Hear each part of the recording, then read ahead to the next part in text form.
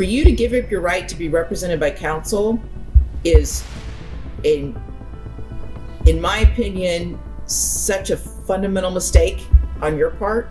But the Constitution, the United States Constitution, allows people to make horrible mistakes and choose to represent themselves when they should not.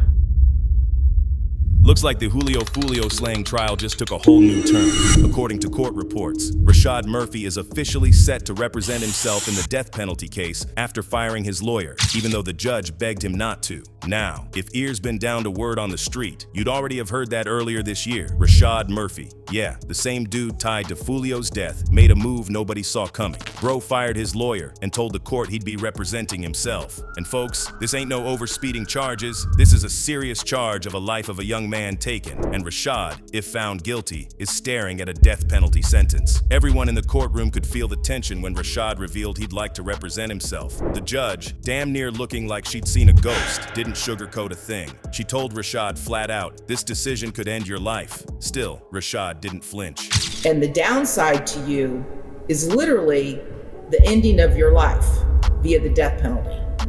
That's the downside for you rolling the dice.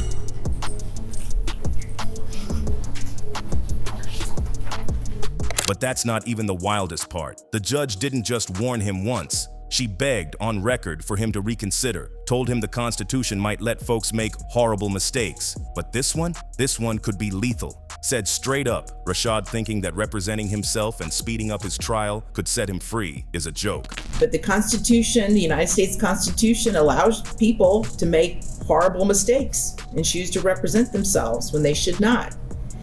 That if you choose to represent yourself, then you can file your demand for speedy trial, and then a magic wand will be waved and you'll be home sooner. And I don't think that is a correct assumption at all. But here's where it gets real sketchy. The judge admitted she's never seen anything like this in 23 years. Never. I really don't know the answer. I haven't had this ever come up in 23 years. I've never had this come up. But I am willing to look into it.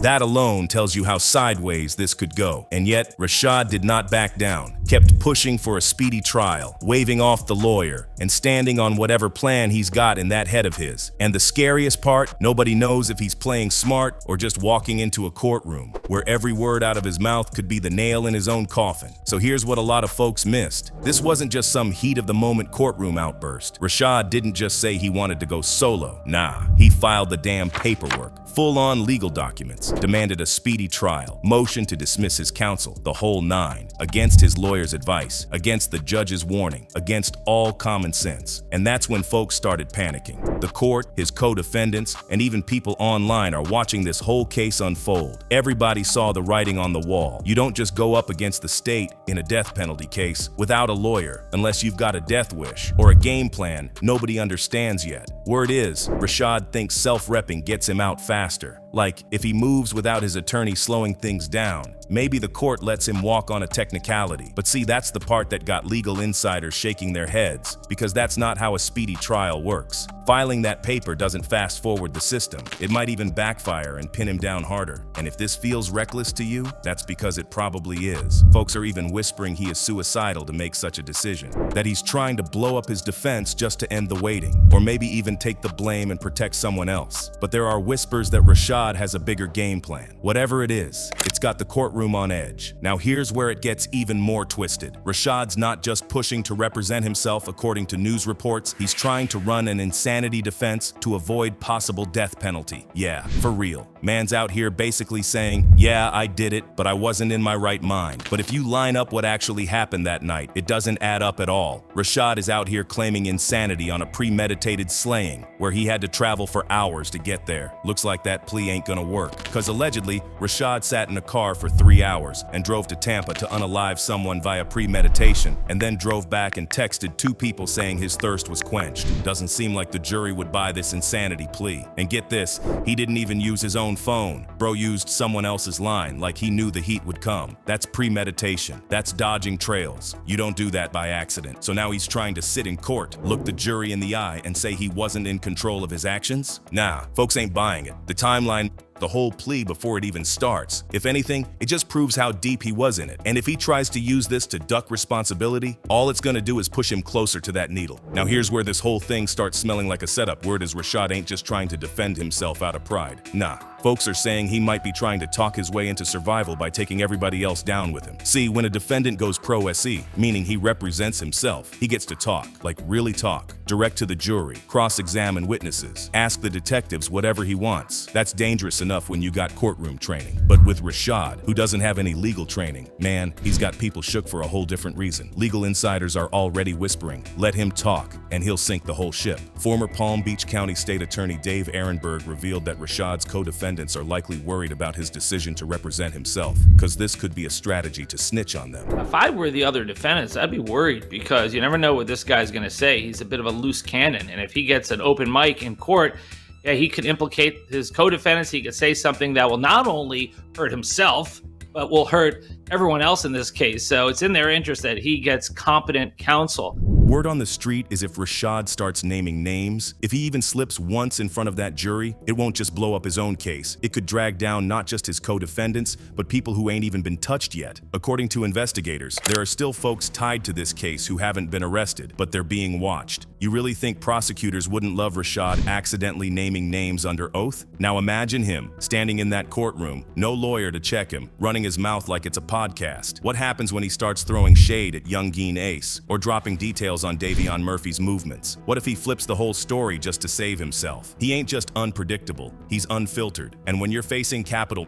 charges, the last thing you want is an unfiltered man with a mic and a hidden motive. And trust the online community, they've been loud. One user put it bluntly saying, pleading not guilty by reason of insanity is basically saying, I did what I was accused of, but I wasn't in my right state of mind and didn't have control of myself. So basically, he's gonna have to say these guys influenced him in his vulnerable state of mind, and it was everybody else's fault but his. Another wrote, maybe because insanity is saying I committed the crime, but I didn't know right from wrong when I did it. If he says he did it, that potentially implies the co-defendants were there as well. Kinda like dry snitching. As y'all already know, Foolio wasn't just some rapper caught in the wrong beef. He was a 26-year-old kid from Jacksonville who somehow made it out of chaos and turned pain into music. Say what you want about how he moved, but the boy was fearless. He rapped what he lived, even when it meant painting a target on his back, and he damn near wore that target proudly. This was someone who survived hit after hit since the age of 15, walked away from death on many occasions, got shot in the leg with an AR bullet. So the picture floated around on the internet. Can you confirm that was a real picture?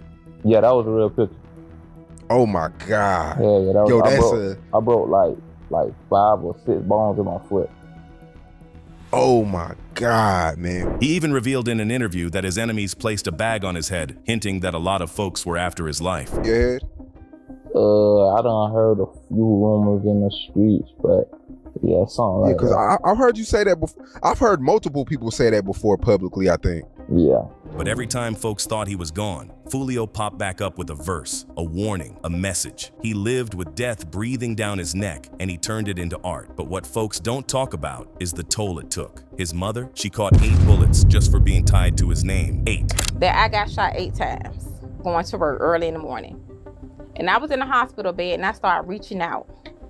Like, hey, I don't want this to happen to you. Foolio rapped about voodoo, betrayal, the devil knocking at his door. And the craziest part, he was right. Death really was stalking him. And when it finally caught up, it wasn't loud or cinematic. It was a quiet hotel parking lot after his birthday party. He'd moved locations, trying to keep the night going. But he was allegedly being followed and snitched on by people from his camp. And now he's gone. His mom's picking up the pieces, trying to make sure people remember the person, not just the beefs with the ops. Cause honestly, folks, before Foolio became a headline spitting diss tracks, he was someone's child. And the way died, that's something his enemies might laugh at, but his family and friends can't forget. Now with Foolio's case heating up and Rashad Murphy choosing to represent himself pro se, a lot of people are starting to revisit the connections between all 5 suspects, and the streets are buzzing with predictions about how this whole thing might crash in court. Rashad and Davian Murphy didn't just allegedly pull the trigger, they had deep personal motives. Word on the street says Spaz, the dude Foolio's camp allegedly disrespected after his grave got pissed on, was Rashad's little brother and Davian's blood cousin. And if that's true, this wasn't just gang on gang. This was family revenge. Now, according to court documents and filings, Isaiah Chance, aka Gudazay, was the one tailing Foolio with Alicia Andrews that night. The cops say he was circling the block and Alicia, his girl, was logging Foolio's every move. Some even say she might be the weakest link in the whole thing. According to insiders, Alicia is pregnant now, and folks are whispering she's considering flipping so she can stay out long enough to raise her child. After all, if you're trailing a man the night he dies, you probably know more than you're letting on. Then there's Sean Gathright, the Mississippi kid. No known beef, no gang ties to Jacksonville. Just popped up out of nowhere, driving the shooter car and allegedly pulling the trigger. Most people think he got paid, a hired gunman. If that's true, then somebody wrote that check. And Young Gene Ace's name keeps floating around. He dropped multiple diss tracks after Foolio died and seemed almost celebratory. The cops say he's not a suspect yet, but with this kind of heat, folks wonder if he knew more than he let on. And now, the evidence is stacking up like bricks. Airbnb booked in Rashad Murphy's name. Texts, he basically confessed from someone else's phone. The Uber driver identified them all. The ring cam shows all 5 at the scene. And when the police raided Gathwright's crib, shells that match Foolio's slaying and another shooting where Foolio got shot in the foot were found. The internet's calling it the dumbest slaying ever. These guys didn't just leave a trail, they left receipts. And now, with trial dates creeping up, it's like reality finally caught up to Rashad and his crew. But zooming out, this isn't just about one rapper's tragic end. It's part of a haunting trend. Just like the Xu case, another wave of young men may be throwing away their lives behind lyrics, loyalty, and street vengeance, setting a bad example for the younger generation. You're talking about